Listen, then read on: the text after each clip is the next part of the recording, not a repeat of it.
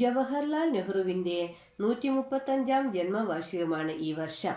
1889 November 14 Motilal നെഹ്റുവിൻ്റെയും സ്വരൂപ റാണിയുടെയും പുത്രനായി അലഹബാദിലാണ് ജവഹറിൻ്റെ ജനനം.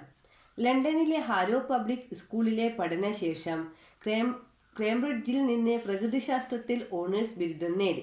തുടർന്ന് ഇന്നർ ടെമ്പിളിൽ നിന്ന് വക്കീൽ പരീക്ഷ കൂടി ജയിച്ചാണ് ജവഹർ ഇന്ത്യയിൽ തിരിച്ചെത്തിയത്. അഭിഭാഷകനായി പ്രാക്ടീസ് ആരംഭിക്കുകയും അച്ഛനോടൊപ്പം സ്വാതന്ത്ര്യ സമരത്തിൽ സജീവമാവുകയും ചെയ്തു.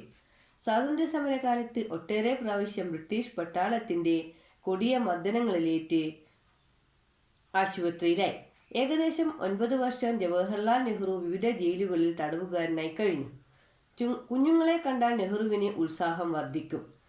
സത്സ്വഭാവികളും നിർഭയരും ശാസ്ത്രബോധവും ദേശാഭിമാനവും ഉള്ളവരുമായ ഒരു പുതിയ തലമുറയ്ക്ക് മാത്രമേ പുതിയൊരു ലോക സംസ്കാരം ഉണ്ടാക്കാൻ കഴിയൂ എന്ന് നെഹ്റു മനസ്സിലാക്കിയിരുന്നു. അതാണ് കുഞ്ഞുങ്ങൾ അദ്ദേഹത്തെ ചാച്ചാ നെഹ്റു എന്ന് വിളിച്ചത്.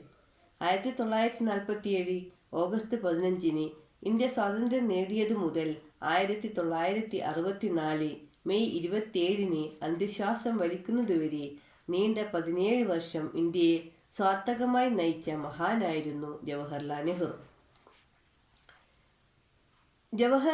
അദ്ദേഹം സ്ഫടികമണി പോലെ പവിത്രനാണ്. അദ്ദേഹത്തിൻ്റെ സത്യശീലം സന്ദേഹാതീതമാകുന്നു.